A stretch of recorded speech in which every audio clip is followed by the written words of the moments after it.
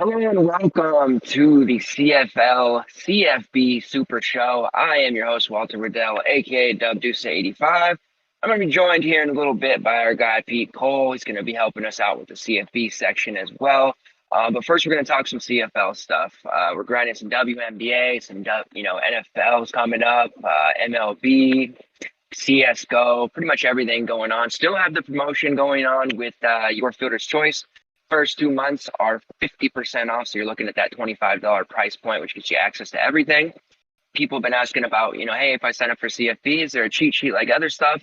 First week 0, week 1, we didn't. Going into week 2, we are going to have cheat sheet stuff, so that's going to show you, ownership. Well, not quite ownership, but points scored, different stats like that. So we're going to have all that back in play and getting a good mixture between our cheat sheet and, Pete and I, our analysis. So we are very excited about that. CFL, we had a good week. It's 2 weeks in a row now where we've been near, top 10% of GPPs and swept cash. Just things are working out really well. Back-to-back weeks of low-owned quarterback play. I think we have a chance at another lower-owned quarterback that I'm going to talk about here, but I'm feeling very excited about where things stand with CFL. So the schedule this week is Friday and then 3 games on Saturday.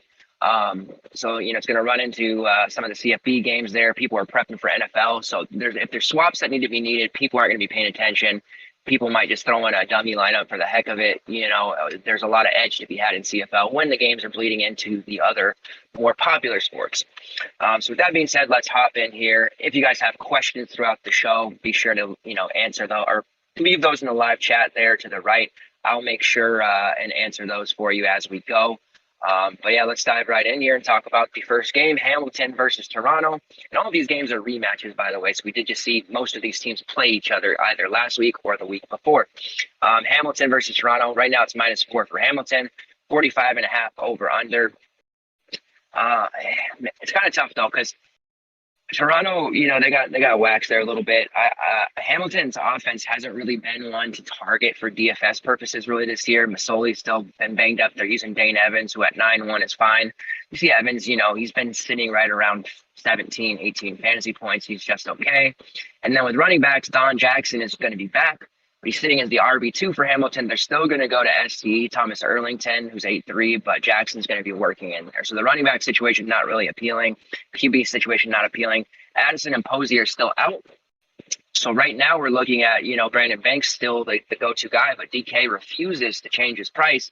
He's still sitting there at 11-3, so it's really hard to justify that tag unless you're running multiple lineups. There's going to be a week where he finally pops off, and it'll be nice to be on him, but taking that chance at 11-3 is just really difficult. You see, he's only got 18 catches for 157 yards, no touchdowns yet. He does have 7 carries, so he's contributing there, but averaging like 9 fantasy points per game.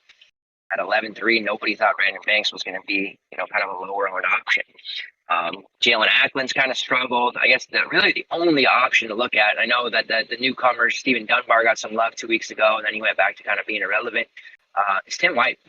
Tim White had 6 catches for 93 yards and a touchdown. He does have a carry in back-to-back weeks. He's averaging right around 13 fantasy points. So at 4.7, I do not mind Tim White. He actually has 13, 14 catches here in his 3 games played, 183 yards. It's really not too bad. 14.1 yards per catch. So I do like Tim White. There's actually quite a bit of value. There's probably 3 or 4 value plays that I would be okay with using in my main lineup. And Tim White's definitely one of them. I don't know that he's going to end up being the guy that I do go with because there's 2 others I have before him. But if you're, like I said, running multiple lineups, he's a guy that could definitely do some damage. Looking at the targets for this team, we're looking at Ackland with 25, White with 16, and Banks with 30. So he's actually 4th on the team in targets, but he's caught 13 of those 16 targets. So definitely an interesting play. I am looking at at Toronto here. Quarterback-wise, Arbuckle is going to be starting still. He's there 8-3. He had a pretty horrific game against Hamilton. He actually lost some snaps. He only had the 10 fantasy points, threw a couple picks, sacked a few times. It was really kind of a rough game for him. They did bring in Bethel Thompson and mop up, to kind of get some things going. He did look okay, 8 for 12 for 111 yards and a touchdown, but they are going to go back to Arbuckle. So the QB situation in Toronto is a no-go.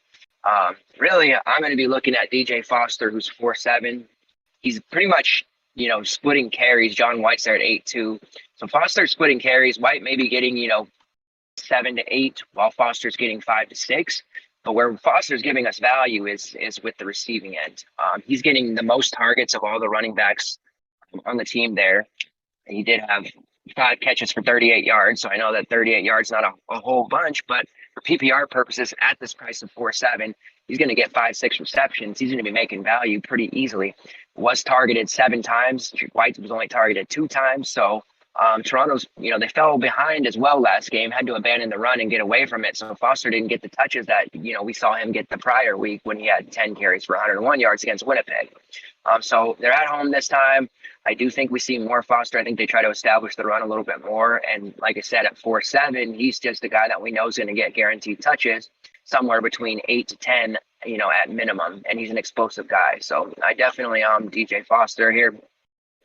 And then wide receiver wise, Eric Rogers is 9.8. Devarius Daniels is coming off a big game at 8.2 there.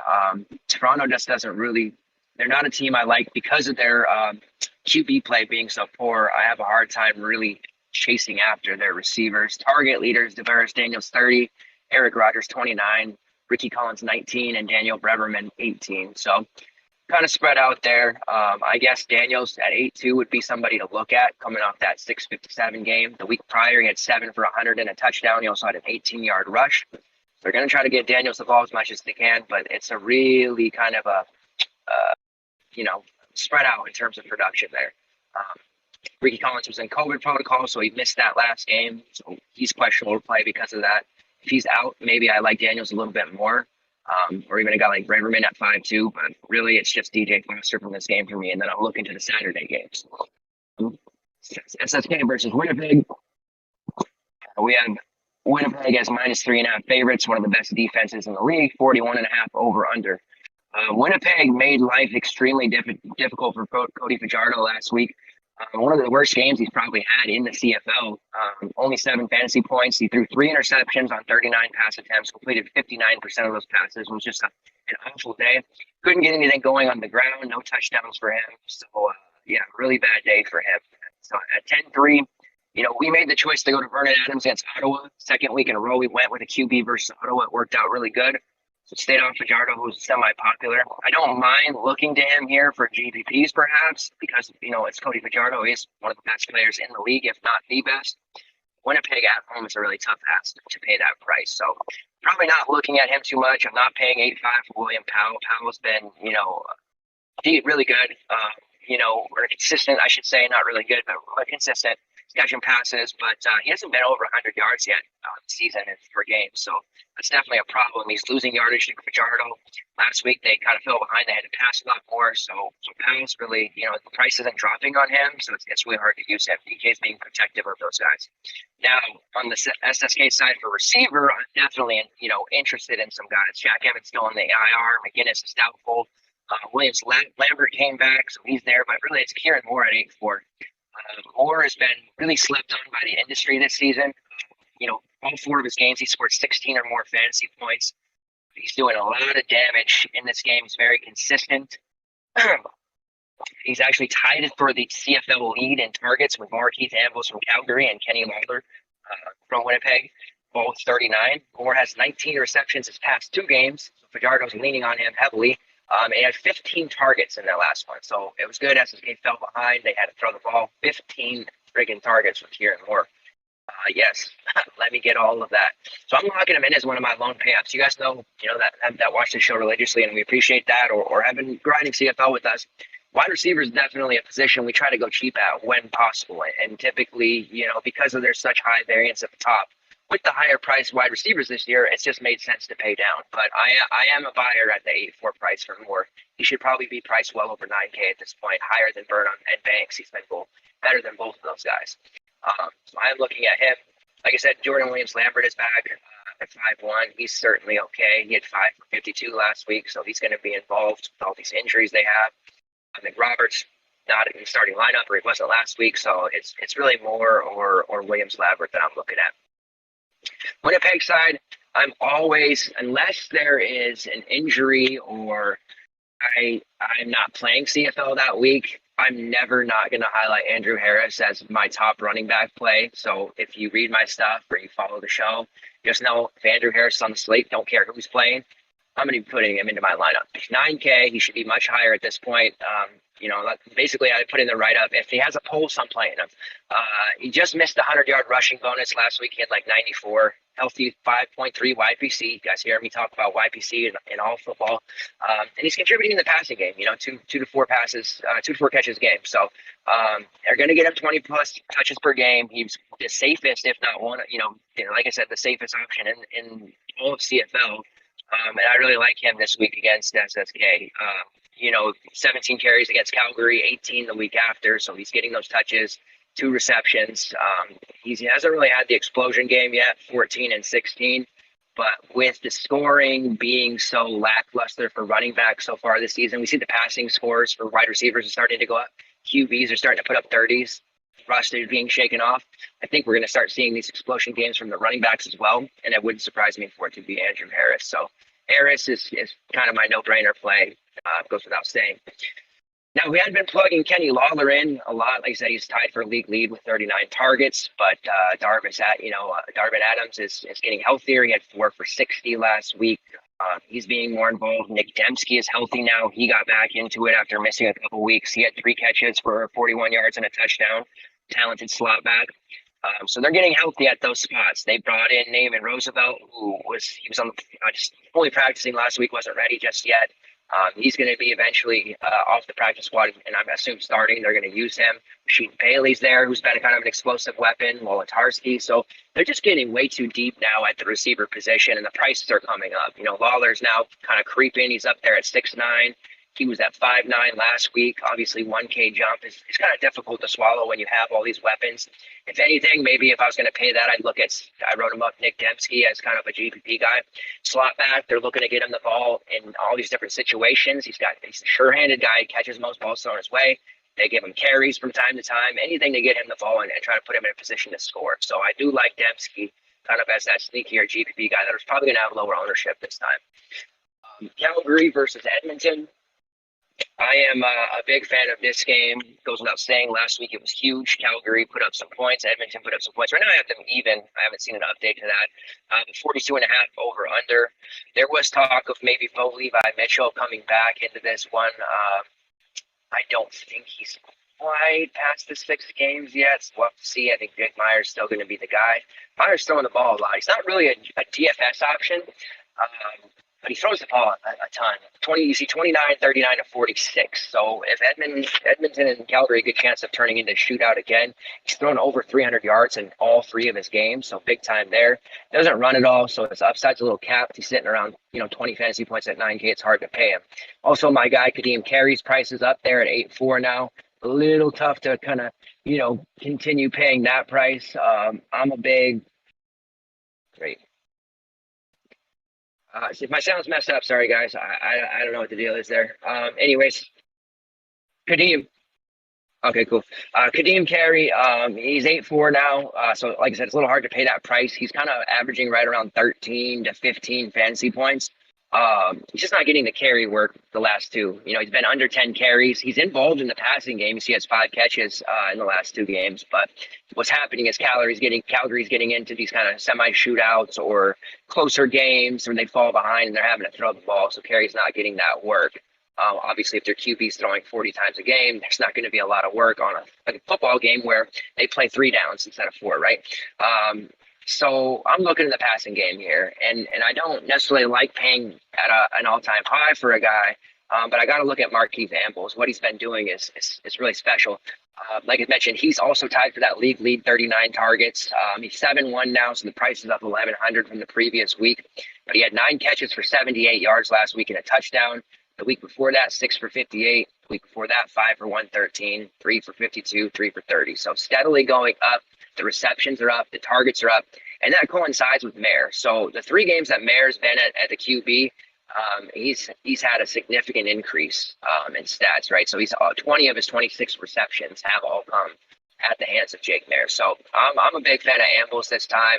Hergy Mayala, who we thought might become the WR1 the way people talked, he's really not in the picture at all. It's Ambles, And then it's Kamar Jordan, who's more the GPP guy. He kind of blew up that first week, had a touchdown, 5 for 85. Then he fell off for a couple weeks, and then he exploded last week for 9 for 123. So Jordan is a big time, play. Ambles, they're targeting a whole hell of a lot. And then you got, our guy Josh Huff, who's kind of more of the possession guy who they're going to look to when they need to, to move the chains. But for me, Ambles is really the guy. 28 targets in those past 3 games as well. So 19 plus fantasy points in 2 of those 3. Clearly, Meyer likes him. So I'm rolling with Ambles most likely. On the Edmonton side, their offense finally exploded. When Pete and I were doing the show just at the beginning, we were expecting this Edmonton offense to be good. The whole industry was. Anybody who follows CFL. But they hadn't done it until they saw Calgary last week when they went off for 32 to 20 win. Harris completed 75 of 41 attempts, which is phenomenal. 75%, 398 yards, 4 touchdowns, ran a couple of times, but he put up 36 and a half fantasy points, which is just massive. So for me, the decision is Harris, right? Or who we're going to talk about the last game, my guy Riley for BC. I do think Harris is in play. Calgary's secondary is being shredded every single week. And there's no reason to think that Harris won't be back to crushing. At running back, James Wilder, 9.3K. Very solid, 18 plus fantasy points in 3 of 4. He was dicing and gashing Calgary left and right. He had a really nice 29-yard run. That might have been the best run I've seen this season in the CFL, where he was making guys, they were at their own one, and he just gashed and shoot the shake and bake on it. It was really nice. 12 for 65. That is a 5.4 YPC. His YPC's been well over 5 all season, pushing 6. He has only had the 1 game over 100 yards, but he's really contributing in the passing game a lot. In 4 games, he has 17 catches for 121 yards and a touchdown. He got his first touchdown last week, which is good to see. Doing some damage there. He did towards the 4th quarter there, after a big block he put on someone. It seemed he must have ran out of oxygen, or he nearly passed out. They had to kind of help him off the field, and on the bench he was getting oxygen the rest of the way. So I don't think, from what I'm reading on Twitter, there's no talk about it, so I don't think it's going to be an issue. He's already tweeting and saying he's excited for this next game, so I think he'll be fine. Something to monitor, though. We don't want that to creep up on us and be something that we miss. But he's always in play. If you can afford to fit Willard in there, the guy's going to get 25 touches or more a game. He's definitely the dude. If he were to miss for some reason, Terry Williams would be next in line, but I don't see that happening. Receiver, they did bring in some newer weapons with some of these injuries they had. Armonte Edwards is on the IR. Tivon Smith, he was in COVID protocol. So what we saw last week was, instead of Ellingson and Walker, who had some work, we saw Jalen Tolliver catch 548 and a touchdown. Harris seemed to really like him. And then Mike Jones, he had 4 for 107 and a touchdown. And that's back-to-back weeks now that Mr. Mike Jones has had a touchdown. It seems that Harris is starting to look his way more. Big-time, play receiver, averaging almost 16 yards per catch, 14 catches for 222 yards on the season. So 6'1", Mike Jones might be a little sneakier play with everybody looking to Ellingson or Walker. I still want to be on Walker. He's 9-3, though, so it's kind of hard when that touchdown finally breaks through, because he's not going to be held out of the end zone forever. Right now, in 4 games, he's got 22 catches for 290 yards, no touchdowns. That's not going to last. He's not my pay-up receiver this week. But if I'm running multiple lineups, you better believe. And I'm going to be pissed if this week he scores finally and I'm not on him. I will be quite angry. So maybe in the 2 or 3 game slate that they usually run midweek or midweekend, I should say, I'll get my exposure there. Last game on the slate, Ottawa. I've been targeting them a lot against them versus BC. Right now I have -6.5 BC at 43.5 over under. Now Riley, he's been banged up this year. He's dealing with some injuries. That bye week came at the perfect time for him. He was like 17% owned 2 weeks ago against Ottawa. We were pretty heavy on him, and he just torched them. I mean, this targeting against Ottawa, I don't know why the quarterbacks are being so loaned against them. Ottawa's first week, I know they looked good against Edmonton, but Edmonton's figuring things out. But I think this is really going to be a power move, and it's going to be profitable. Now, Riley's only 8-9. Harris, who we think is, going to shred that Calgary secondary, is 9-9. He's fine. I think it's really Harris or Riley this week. I'm not thinking Fajardo's a main team QB, although he's matchup proof clearly. Everybody else is kind of or not worth it. I think your main team decision becomes Harris or Riley. Right now, I'm leaning Riley because I get that 1K discount. He's been able to mend up with the week bye. He just threw 300 passing yards in week 4, 2 total touchdowns, 1 passing, 1 rushing, 27 total fantasy points against Ottawa.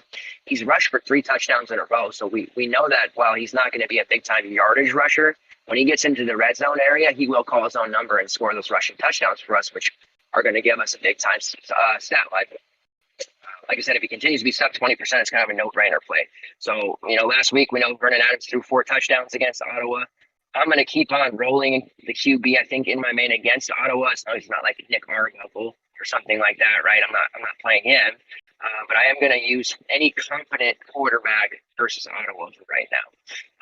So I'm a big Riley guy. I am hearing chatter from BC side at running back on a couple of places. Shaq Cooper, 7.8's a pretty nice price. This is his 3rd game back. He had 14 carries last week against Ottawa for 71 yards. He had a catch. So they're going to incorporate Cooper more. The healthier he gets, 14 carries is pretty decent. If he gets anywhere close to 20 at 7.8, he could be, the sneak of the slate. So definitely don't sleep on Shaq Cooper. He's getting, like I said, a little bit more chatter than I'd like to see, but he's definitely in play. Dominic Rhymes still kind of has a questionable tag. Lamar Durant, he had an injury during the Ottawa game last. All these guys had, time off during the bye week to try and get healthy. So we'll have to see, what that depth chart looks like with that wide receiver.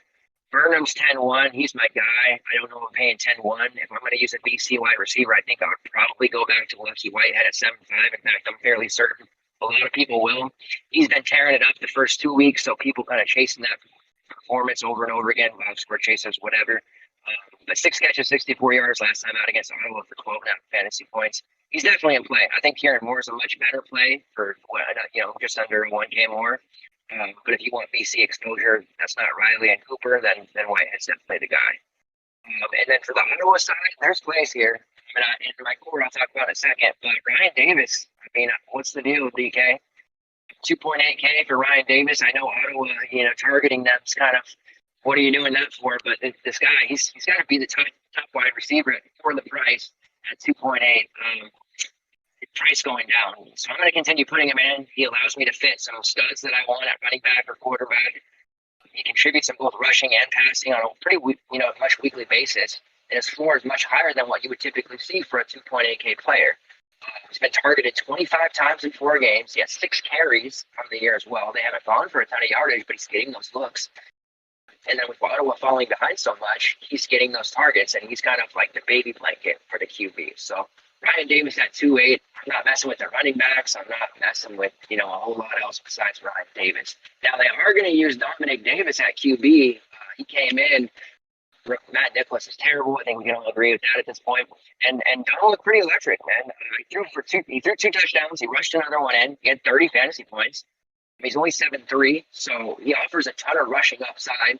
It could actually end up being one of, if not the highest scorer in fantasy this week. Now, I'm not sure I'm willing to risk him, against an inadequate BC defense. We saw BC in week 1 struggle with the dual threat and Cody Fajardo, and I'm certainly not suggesting that Don Davis is the level of Cody Fajardo, but that did give them a lot of hiccups there dealing with a QB who could run. It's a pretty low risk price for Dom Davis if you want to pay up at wide receiver and running back to those other spots. Taking a value, QB or paying up at DST, definitely viable.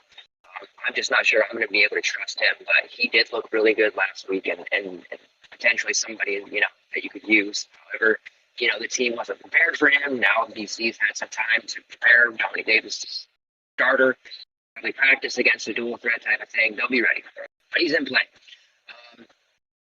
And then I guess the only real other option maybe for Ottawa that I would look to would be Devontae Dedmon. Wish he'd be cheaper, of course, 6'3", but he put up 21 fantasy points last week, and he only had 2 catches and 1 carry. And how can that be? He had 258 return yards. And we've talked about at the beginning of the season, you can get a guy cheap. Chris Rainey's a good example usually.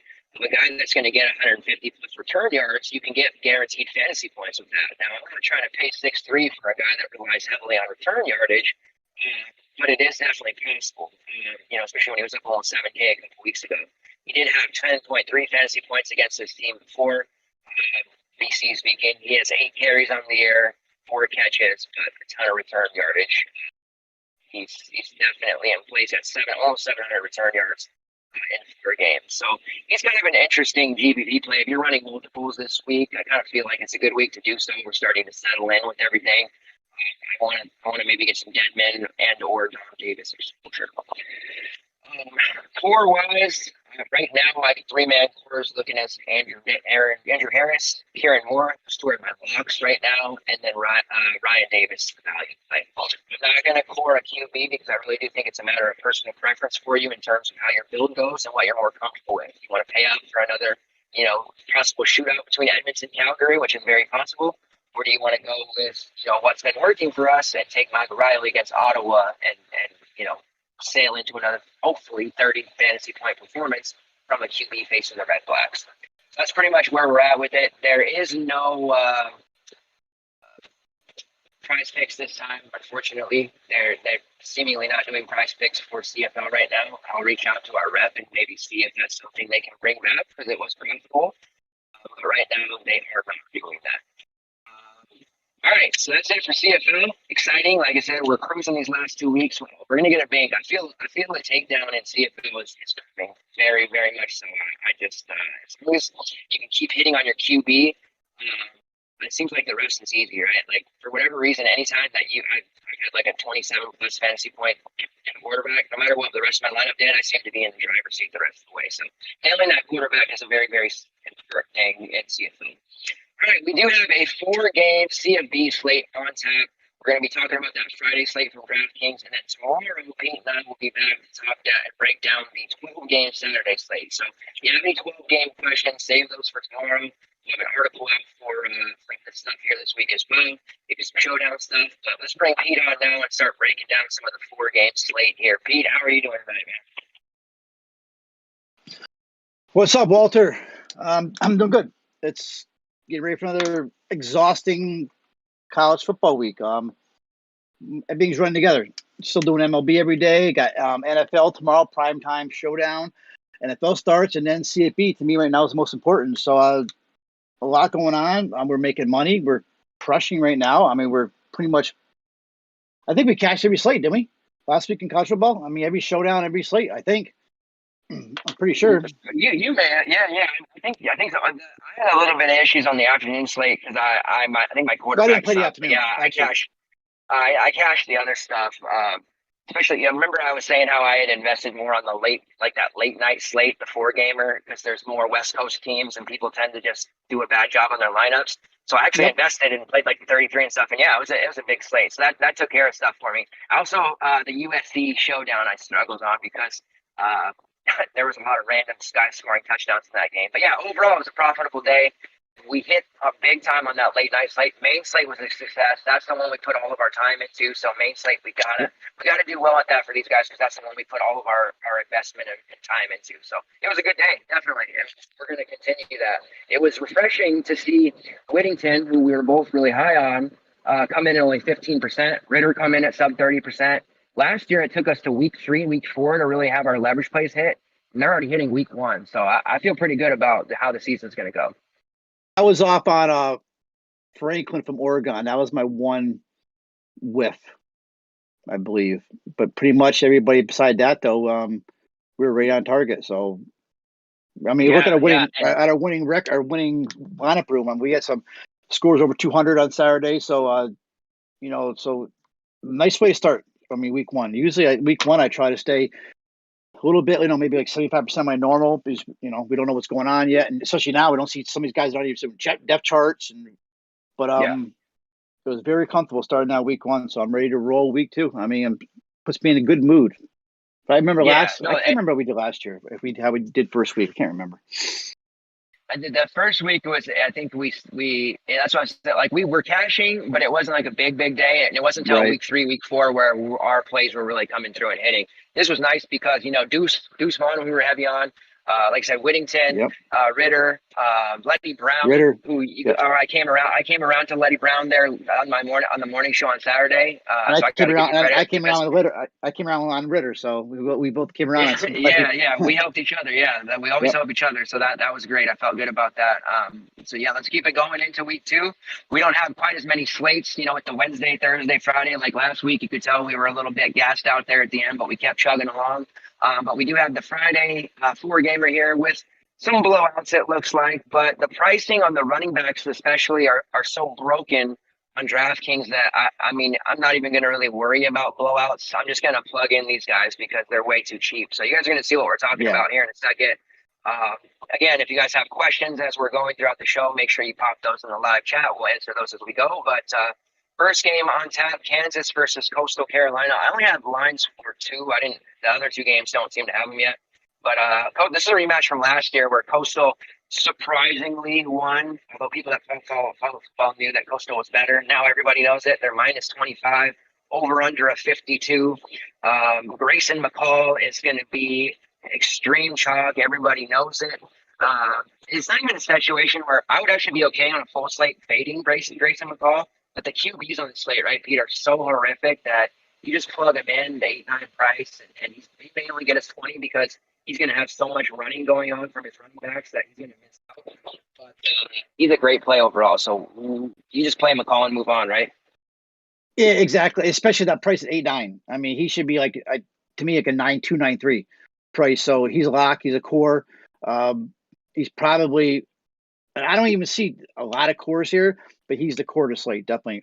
McCall. There's no doubt about it at that price. And I mean, and look at what he only missed on 3 of 19 passes in his one half against Citadel. So yeah, I don't think this game is going to be close like that. But I mean, he could put up 3 touchdowns. He put up three last year.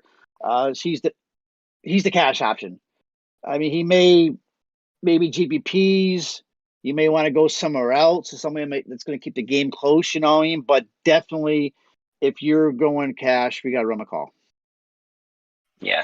Yeah, I could see in GPP's fading because it could be a situation where he only needs to throw 20 times and scores like 20 fantasy points, and you might be able to beat that.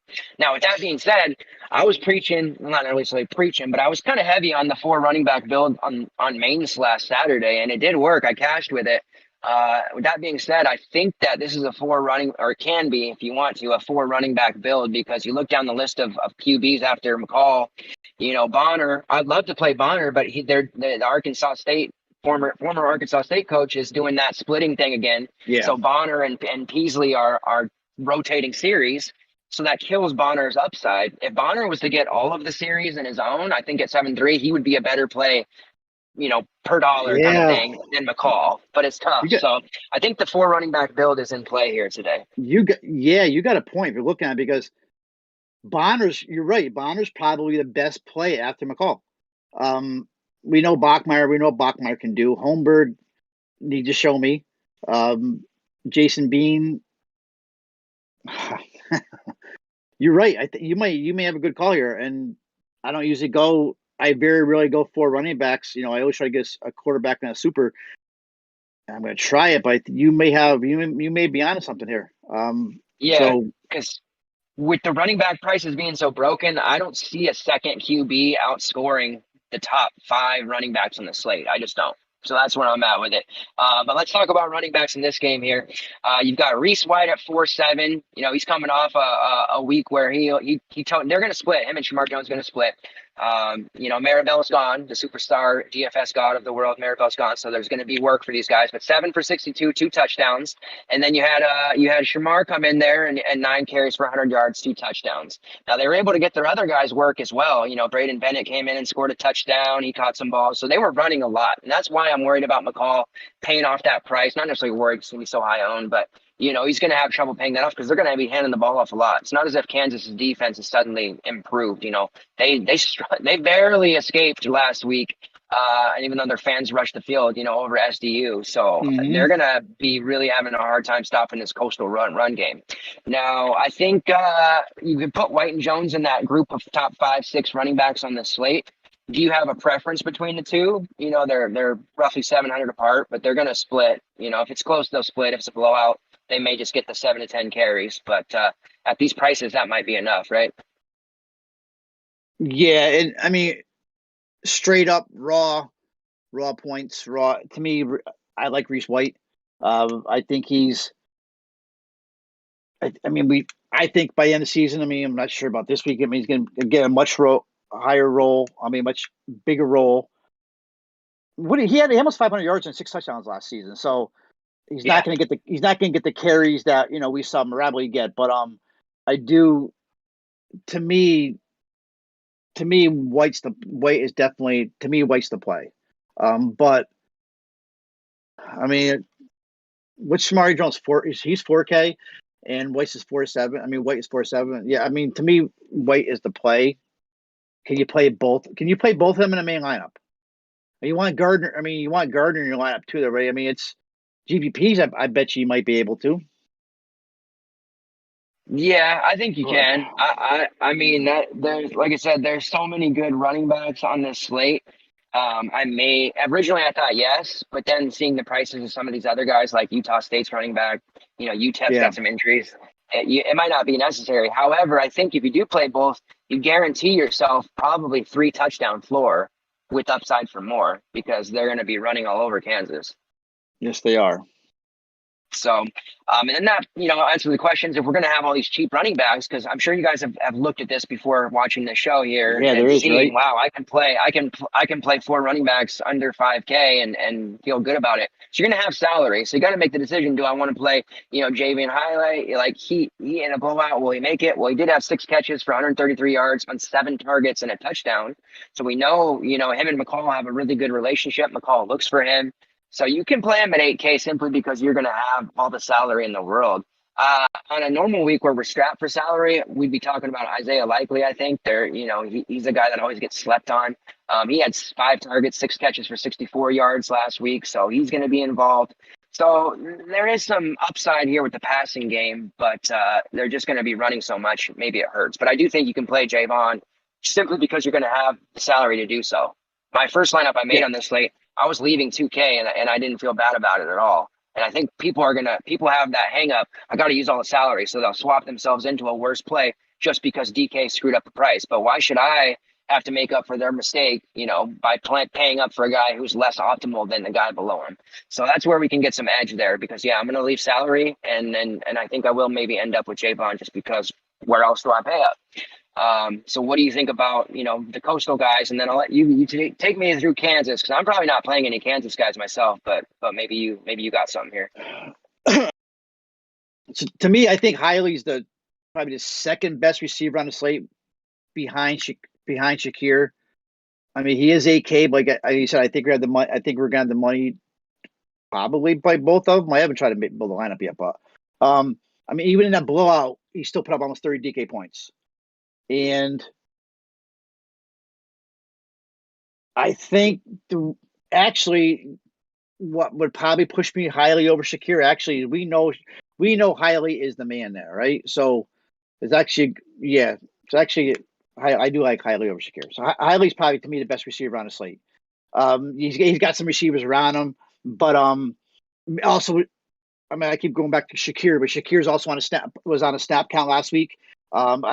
I'm not sure about this week, but I wouldn't want to mess with it too much, especially at 7.5. So I think Hiley's the best receiver play to slate. Now going to some other plays with both of these teams. So first Coastal Carolina. Honestly, I find myself weird. Like actually, go to Kansas. I actually find myself liking some more of these Kansas guys more. Hold on, I'm trying to pull the prices up here. So McCall's the top play. I think Reese White's a shot. But my question is Jason Bean at 6'8". Is Jason Bean the second best quarterback on this slate between him and Jalen Fowler? Now he had 2 touchdowns. What I saw about Bean last week is he also ran for like 54 yards. So he True. was 7 for 26, 65%. game. He was saying that there's multiple things that need to be corrected quickly, but can they be corrected in 1 week? I don't think so. So this team is a mess. But I still think Bean is a pretty decent quarterback. That's 6'8". If you want to take, he's probably to me like your super flex quarterback if you want to go that way. Your second best beside McCall. Anybody else on Kansas? I kind of like Trevor Wilson at 3-0 as kind of like a flyer. The last week, what did he have last week? He had 5 receptions, 50 yards. Now Wilson's the kid that played for Leopold, right, in Buffalo, I believe, Yeah. right? So I think Wilson's going to get more burned than a lot of people. So I like Wilson as a GPP play. Maybe that's it then. So Bean and Wilson. And then, of course, on Coastal Carolina, we got McCall. I like Reese White, even though he's a little bit more expensive than Shamari Jones. Like, to me, I think White is the play. And I'm going back and forth, but I think the big question is, what do we do with Belton Gardner at 5'5"? Because I think Belton Gardner is much better than what he showed last week. And he's not going to, he had a bad game last week. I don't know how many yards he had here. I don't have it in front of me. He ran for 21 yards on 19 carries. So yeah, it was a pretty torpedo game. It was not good. Not good. And at Gardner all. was one of the top, I think, one of the better running backs we're looking at on a slate, just because we know that Leopold does like to run. So what do we do with Gardner? I mean, is Gardner going to come back? Is he going to have a touchdown and 90 yards, or is this the Gardner we're going to see all season? Maybe we want peace from this freaking game here, right? I mean, he's we not. definitely want. Yeah, I mean, Coastal gave up a 100-yard rushing game to someone last week, so I guess it's possible. He wasn't in that group of top 5 running backs that I was mentioning at the beginning, but you may be opening my eyes here. Maybe I do need to look at him, but I hadn't planned on it personally. But that doesn't mean he's not a good play. Oh, and I just don't see him being at 5. It's just tough because there's legit RB1s going to get a bulk of the work that are like 3-7 this week. So it's kind of tough to justify paying for Gardner. especially that Turner kid. Lawrence Arnold, that was the other one for Kansas. Now, he caught both touchdowns last week from Bean, and we're thinking that Coach Carolina is going to actually draw down on Lassiter, so it's going to leave. I'm assuming leaving Arnold more open again. So if I was going to use anybody, it would probably be Arnold at 4-4. I do like to play the kid there at 3K, GPP only. But Arnold, now I'm thinking about Arnold is probably the only one you would go for when they're double teaming Lassiter, because Lassiter is good, and Arnold's a guy who probably take a flyer on a 4K. So Bean and Arnold on the other side, Grayson McCall. I like Reese White. And then, of course, and Hiley, I think Hiley is your top receiver. So I guess you have McCall and Hiley on your main lineup. So look at right now. Yeah, probably just because, I mean, you can fit with the build that I'm looking at, you can fit Hiley and Shakir together. I mean, you have to, because you got to, use some salary. And at wide receiver, with there being so much variance, I would rather just take the top receivers and kind of guarantee some production. Myron Kidd just asked a question in the chat. It's actually a good question. Is Reese White the goal line back for Coastal Carolina 4-7? Saying it's a little bit too much for someone who only carried the ball 7 times. That's a good question. You may be able to answer that.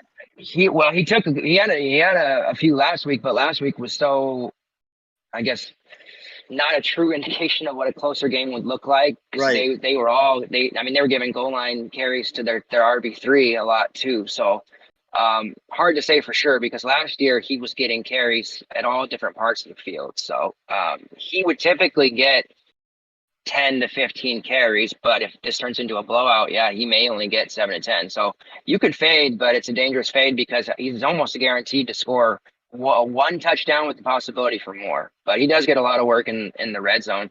But it's tough to say typically because they had Maribel last year. So I don't know what a normal game plan is going to look like for them yet. True. Until we see a competitive game. Yeah, and be another blowout. So I mean, we definitely want players in this game right now, though. Lineup. I mean, I think you want McCall, you want Hiley, and then are you going to take one of the backs, White and Jones, or flip a coin, or play both? Yeah. I mean, you're gonna want to take take at least one. All right, Duke game here. I don't have a line for this yet. Duke versus North Carolina A&T. The last shorter slate, that Charlotte Duke stack worked very well. Was very happy with that. Mateo Durant, 29 carries, 255, and 3 touchdowns. He did have a fumble, but that didn't matter. So a big game. 50 fantasy points from him. 30 snaps. He was on the field a lot. Just very, very solid guy. The AT&T guys against Furman last week, they only gave up, one guy at 75 yards and then a bunch of smaller guys, a lot lesser talent than what Mateo Durant is going to show. Durant's 6'9". I think you can fit him. This will be a decision, though, because with the cheapies, and he is somebody I consider to be one of the top 5 running backs on the slate, not saying much, but with the prices that some of these guys are, you can easily fit him if you don't go pay up at wide receiver. He's going to get a lot of work regardless of if it turns into a blowout, if it's close. They're going to give Durant the ball. And you saw that in the Charlotte game when it started turning into a little bit of a shootout there and Charlotte would score real quick. Duke didn't quite panic. I mean, they lost, but they still ran the ball a lot.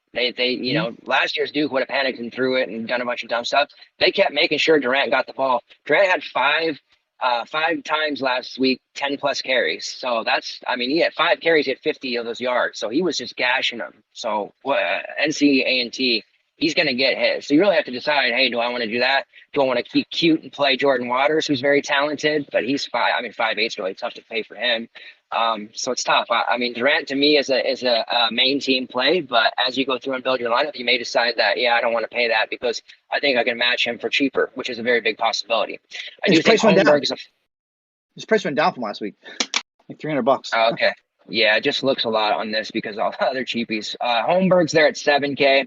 I think they're going to want to get him going. He threw it almost 30 times, did complete like almost 70%, 228, no interceptions, couldn't get anything going on the run game, but he looked okay actually, and he should be able to dice up this A&T guy. So I guess the only concern for me would be maybe Durant drops to like 25 carries or something and they throw it more, trying to get, Bobo, Calhoun, all these guys involved. Bobo looked pretty good last week, 7 for 88. Hit a long of 16. So the Duke guys are certainly in play. I'm probably only going to wind up with Durant from this game, but I don't mind the passing game in GPPs. I think it could end up winning you some money. And then on the AT&T side, Fowler's there at 5'7". He only completed 48% of his passes, but if you're looking for these GP, all these QBs are about the same to me. They're all going to be scoring between like 9 and 20 fantasy points. So that's why I'm saying 4RB lineup is going to end up probably being optimal or pretty damn close because these QBs don't offer a lot. So one thing for him is they're going to fall behind and have to throw a lot. Didn't seem to have a very good completion percentage, but he will chuck a lot. I'm probably not playing anybody from here. People may look at Ron Hunt and chase that game that he had 146 and 2 last week against Furman, but that's kind of, not necessary, I guess is what I'm trying to say because of the value we have at running back. But it's there if you want to chase it. What do you think? All right, so Holmberg. He didn't look.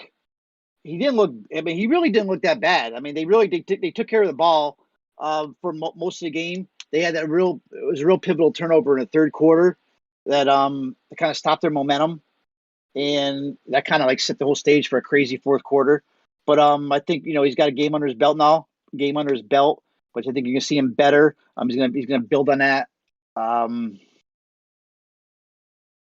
They can't keep going with his one trick pony with Durant the whole game. That's pretty much what he was last game. So, but Holmberg's only a GPP play, of course. Durant, like I said, $300 less than last week. Durant is a lock. Durant is one of your locks beside McCall. On Duke, and I do kind of like these. I do like these Duke receivers, Bobo and Calhoun. I'm not sure which one. Probably Bobo, obviously, because he's $1,400 cheaper than Calhoun. But they're big kids, and they're big physical kids, and I really think that they can do some damage here this week. Now let me see. Last year they had 358, 349 yards. Started all 11 games. So to me, Bobo's a play at 5. Bobo's a play at 5'1". Definitely over Calhoun 6'5". So I Yeah, like he had 9 targets to Calhoun's 5 also. yeah. So there you go. So Bobo's a nice play. Like if I'm making like two lineups, and on the North Carolina side, I do have some interest in J. Main Martin, the running back. He's 5'3" though. He what was, I don't have his stat. He didn't have a big game though last week, did he?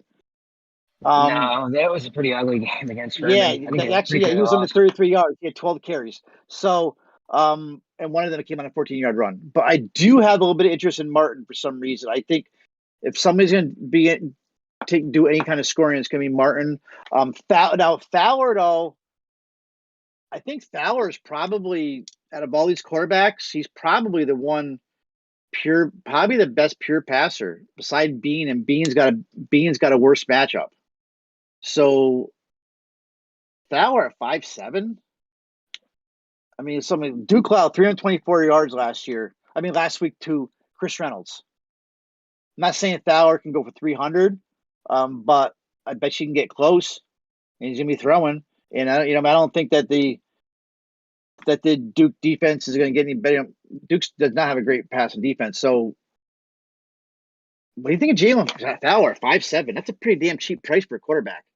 That's going to be in there the whole game throwing, playing from behind, right? Yeah, could work. It's definitely, like I said, he's definitely going to have to throw. That's for sure.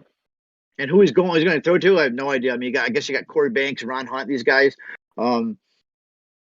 I wouldn't even begin to even take a guess, but I would probably throw Fowler in one or two lineups and make him more than one lineup. I think I could see like a Fowler McCall lineup. Like Fowler could get close to 300 yards here. I think Yeah. I'm looking at Fowler. I'm looking at Fowler now. I see him as a number two quarterback on the slate. That's pretty sad. Now I see where you're going with these four running backs in Superflex. Yeah, it makes you want to lock in 4 running backs, doesn't it? All right, so North Dakota versus Utah State. I do not have a line for that either. I have searched. Utah State, Could have said man, Tasty they Value plays some 18, and there. I mean, you're right. I guess you're right with this. Martin could be a value play, and then maybe like a Banks or Hunt, one of those guys. But you got to figure out which one's going to catch a touchdown if they do get a touchdown. yeah, definitely. All right, so let's move on to North Dakota versus Utah State. Utah State made us some good money on the late slate last weekend. I was very happy with them. Devin Tompkins came through in a big way. Quarterback wise, though, they're going to split. Arkansas State former coach, he brought Logan Bonner with him to Utah State, and they're doing that shit again. So he threw 24 times. Peasley threw 12 times. Peasley's kind of more maybe like the runner, I guess. And Bonner's more the pocket passer. So 17 for 24, a touchdown, threw for 143 yards. Did bring Brandon Bowling over with them too, by the way. Bowling was one of your guys last year, if you remember. Yep. So Bonner's, like I said, if Bonner was taking all of the snaps himself, yeah, CC Peasley had 43 yards. He did fumble though. If Bonner was taking all the snaps himself, I think I'd gladly pay the 7-3 price because when he gets the work, and we saw it last year on Arkansas State, when he would get more of the work or on his drives, he was a baller. He's a good passer. Doesn't get enough credit for how good of a passer he is. So I probably can't use him, but he is the guy that I would be looking at as a QB2 if he were not to have to share with Peasley. Unfortunately, he is.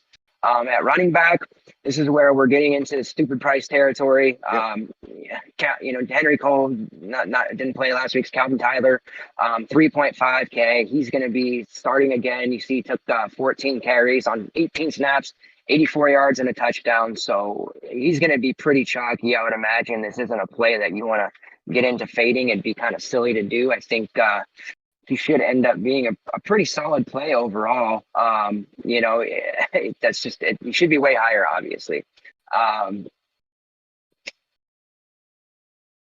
And I'm trying to find a way to get away from him, but I just don't know. I just don't know if I can. So yeah, he's really the guy that I'm looking at as the first kind of well, not the first lock, but one of those core 5 guys that I'm talking about running back that I want to run 4 of. So he's in there, and then completing the pay up, the 3 pay up at wide receiver, because where Hiley is good.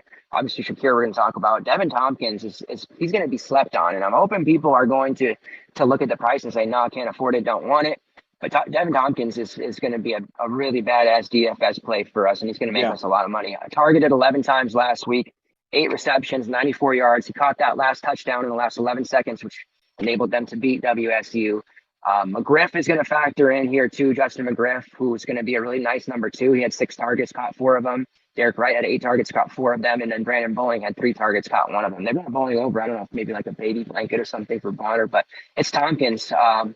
I'm really looking at. I'm locking him in probably, and it's not a chase because I had a lot of him in that late night slate last week. I'm a really big fan of his.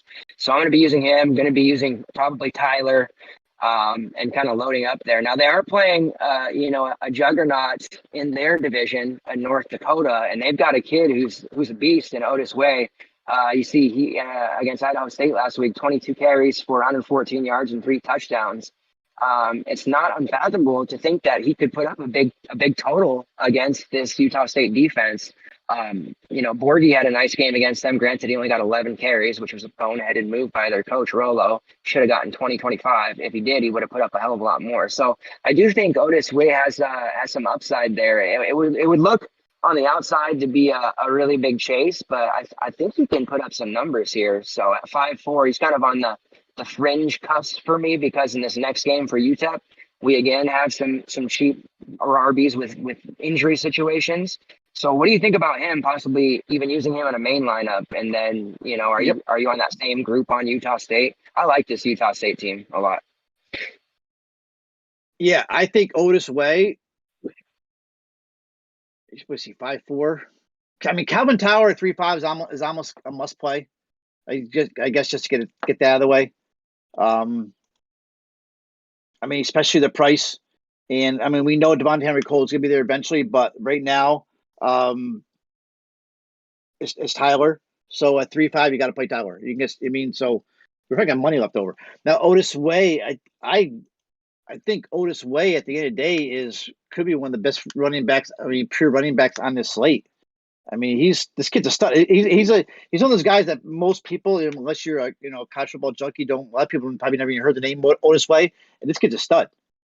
So, I mean, he's 5'9", 215, and he's 5'4" is a kind of a weird price though. If we're running, it's almost like they're pushing you off him, kind of. Right. If we're going to run 4 running backs in a super flex, Way is going to be one of them, right? I think he's your 4th. Potentially, he's in play for it. He's in play for it. But I mean, we got running backs in the UTEP game too that we're going to want to use. He's definitely in play though. Yes, he's in the mix for the 4th spot.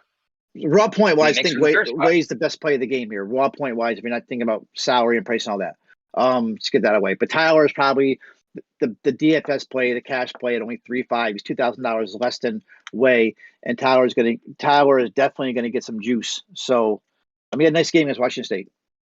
And I totally agree on this Devin Tompkins. I think Devin Tompkins is damn close to. I'm not calling anybody core plays, but I think he's damn close to a core play. I mean, he had 8 receptions last week, right? 94 yards. He had that game-winning touchdown. So I see he won the weekly Paul Horning Award, whatever. So Tompkins, I'm looking at his projections too. His projections are kind of low. So I like Tompkins a lot. I actually like Tompkins a lot. So I think come out of this game, Tompkins and Tyler are your plays, and then Way if you can fit him in. I'm not going to mess around too much with guys like Tommy Schuster and these guys. But if you're making more than one lineup, I guess. I mean, you can roll it, Schuster with Way or Schuster with a guy like a Garrett Mag or somebody. I don't know, but yeah, so you can end up playing. I see in the chat there, Myron says tasty value plays for A&T, and that might be the case, sure. But there's so much value on the slate that's better, and that's what's crazy. So maybe you get those guys low owned and win a GPP with them, because to me there's some really defined value, and you can play almost whoever you want on the slate. These kind of slates tend to be stupid. You tend to see high scores, and then you get upset because there's a lot of people on one play. And I like it when it's tighter pricing. We tend to really dominate those ones more. So this one might get out of hand. With that being said, don't go super crazy with it, because everybody else is playing knows there's this value too. Way was good in the spring. North Dakota played in the spring. 730 yards, Stud. 9 rushing touchdowns, 104.3 yards per game, top 10 Yep. nationally with the total yards. So definitely a guy to consider. The breakout player of the spring. So he was. Yeah. Before I And forget though, and if WSU would have rushed the ball like they should have, because Borgie had yeah, 11 for 86 against these guys, he would have rushed for damn near 200 yards. So I do think Wade has an opportunity to put up some points here against Utah State. I think he's probably pure scoring. Not worry about price. I'll be playing him over Tyler. Myron King has made a point though, and when we're talking about going back to the last game, A&T. Now Hunt, I didn't realize that Ron Hunt's only 3,900, and he did. I mean, he had 146 yards and 2 touchdowns last week. So I could see him also losing Duke. I mean, he's one of these deep threats, and play him with Jalen Fowler and some GBPs like a Fowler Hunt. That's cheap too. So I saw him make that comment about the value place from A&T. Yeah, I mentioned Hunt as kind of maybe like a chase. I mean, I don't know. He hasn't done anything before. Look at his seasons before. He hasn't done anything. So, I mean, maybe the Duke defense isn't good, like you said. But again, who do you pick over to play him over? Are you going to miss out on these running back, values? I So know. to me, I mean, unless you're going to leave like 12K salary, which is certainly possible. I don't know. That would be a really cute play when one maybe not needed to be made. But if you're running multiple lineups, then absolutely get, you're running 10, then get some, but don't play him on a main kind of thing. Cause that's what I'm saying on this slate. For me, this is my way's not the right way always. It's definitely not. I think it's a pay up and guarantee production at wide receiver, and then just go get all these value running backs and fit as many as you can. Yep. Which I'm in looking this the same case way. would be 4. Yep. Running backs for you. Let's go to the UTEP game here. Minus 26 for Boise State. I do think that there's some spread love there for UTEP potentially. Both teams have injuries at the running back. Hankins is out for sure. Deion Hankins, their usual RB1. Cordres Wadley has not been practicing yet this week. So there's a very good opportunity. And this is one of the guys when I talk about those core 5. This guy's probably like core 3 if those 2 are out. At 3.7, Ronald Awa. Awa had 19 carries for 126 yards and a touchdown with a 21-yard reception. So with those guys injured last week or ailing, Awa came in and said, "Yeah, give me the rock." And they were in a kind of a close game there for a while. And damn, he looked really good. I'm really excited about this kid more than Tyler. Like if you can only play him or Tyler, not both, like I'm playing him. So I'm excited about him at 3.7. There is talk about Reynaldo Flores being a full-time running back now. So that tells me that there's a good opportunity that Wadley's going to be sitting.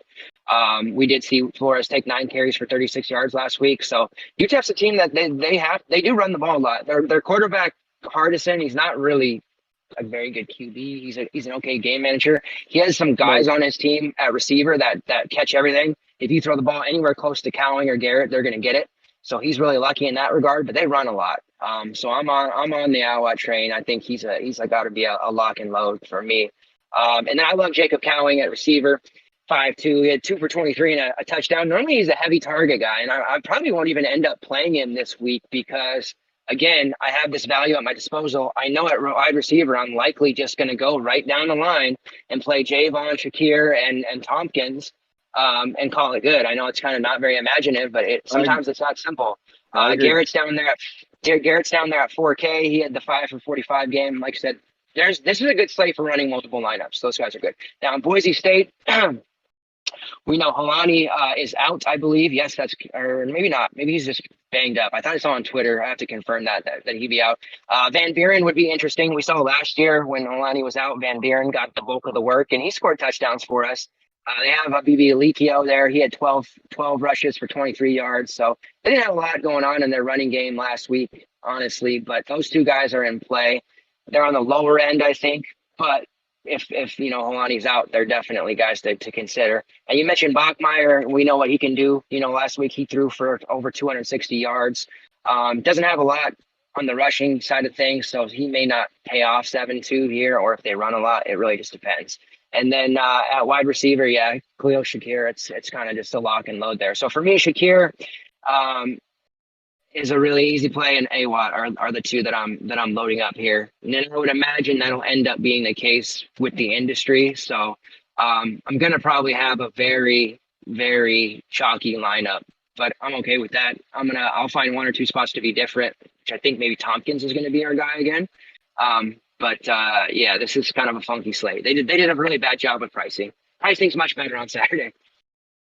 Yeah, What do you think? I found last week too that almost every slate I thought I had an ultra chalky lineup, and come to find out I really didn't, and I was cashing. So Yeah. whatever, as long as you're making money. Agree with Shakir. I agree with your whole strategy that especially on this slate you pay up at receiver, and you take it from there. And I think you pay for Shakir highly and Tompkins. Um, I know there's some talk about people like Stephen Cobb's also there with Shakir and the snap count, all that shit. But Shakir, Hiley, and Tompkins are your plays. Oh, and that's crazy. It came out that Shakir was on a snap count last week, and he still went fucking Still nuts. went nuts. So, Yep. woo, So what's he gonna when he do? plays You a know what I full mean? game, Yeah, yeah. he's a stud. You play him, I think you just lock him in and move on. And he's gonna be chalky though.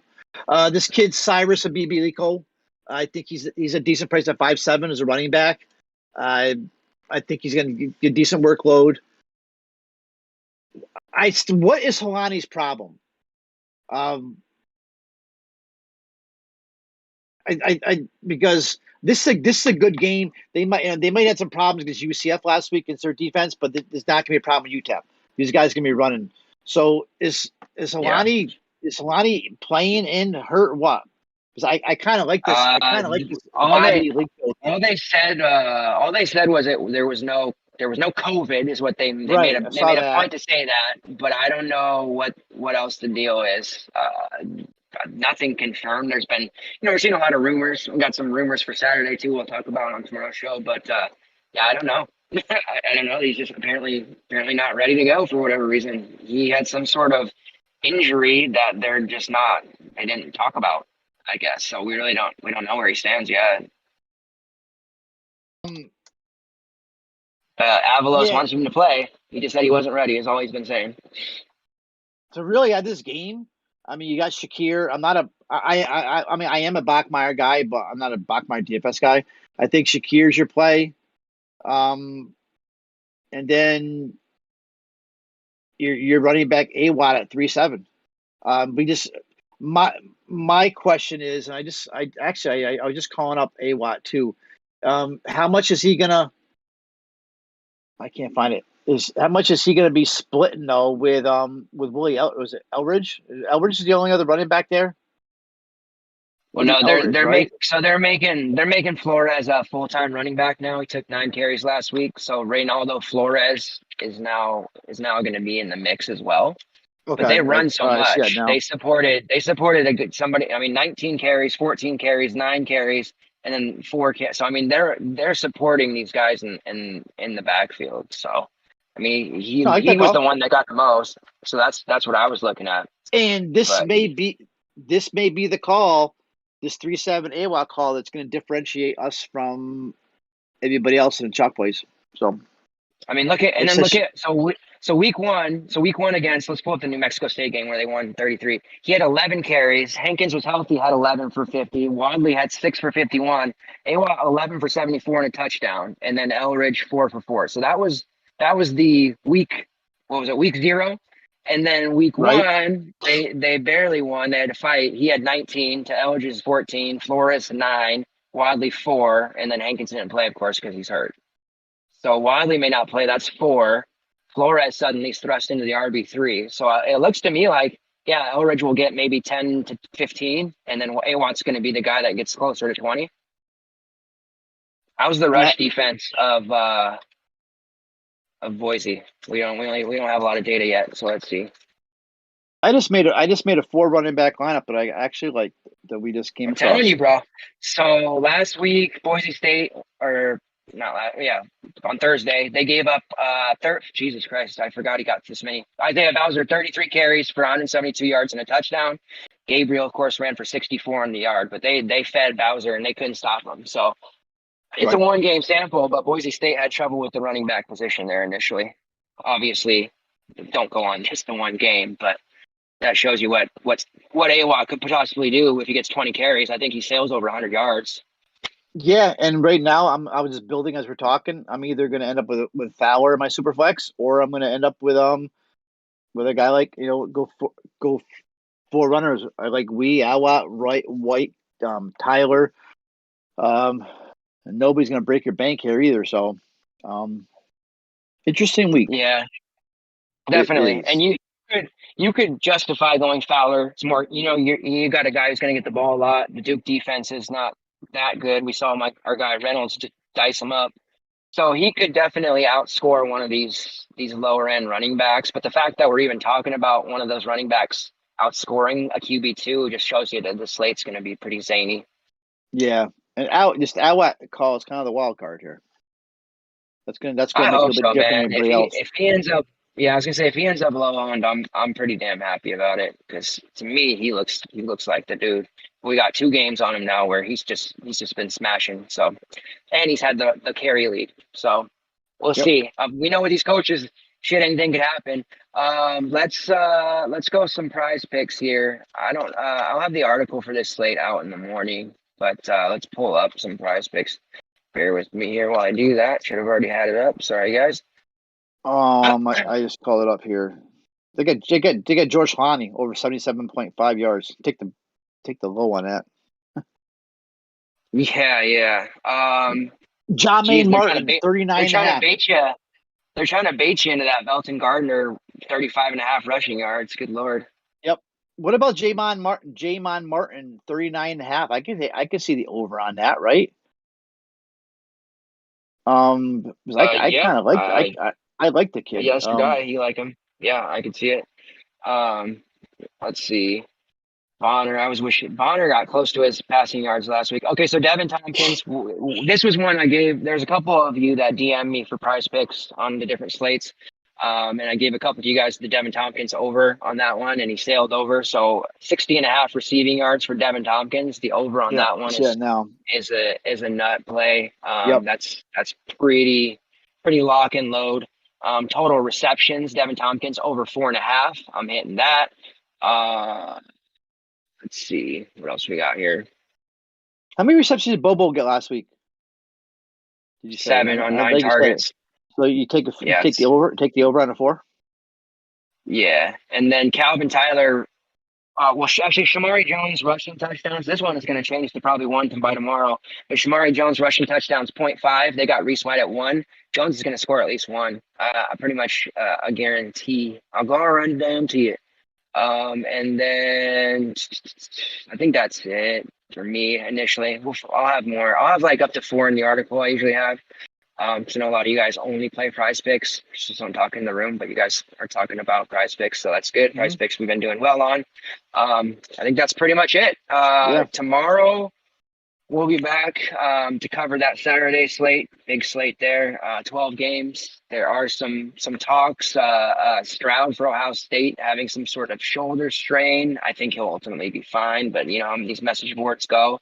And there's also talk about Tyon Evans from Tennessee possibly having COVID or some other ailment. And if that's the case, I think Jabari Small becomes the guy of my RB1 of the slate. So a lot to talk about for the Saturday slate. We'll be back tomorrow with that. Best of luck to everyone. Pete, thank you for joining. As always, best co-host there is. Anything you want to say before we head out? No. What's the showdowns Friday night? Is there 2 showdowns? Oh, so I'll probably have a showdown. I'll probably have a showdown article for Friday night too. I like these weekday showdowns, so we've been doing good on them too. So I'll have a write up for whoever's the game. I'm assuming it's probably going to be. So they're doing Kansas, Coastal Carolina, and UTEP, Boise State. So with injuries in that last UTEP game, we can definitely get some. Yeah, I'll probably captain someone like AWAT and just go nuts. Yeah, I'm all over that one. Let's do it. All right. So then tomorrow night we're doing the Saturday slate, right? Yeah, we'll be covering the 12 gamer tomorrow, and then we've said it 2 weeks in a row that we would do a Discord live show for the later slates, and then haven't been able to do it. So I'm going to make a real concerted effort to do that this time. And if you're able to join, cool. But either way, we'll have a Discord show for the late slate. So thanks, guys. Thanks to Mickey for the producing. Appreciate it. Good luck, everyone. Good luck.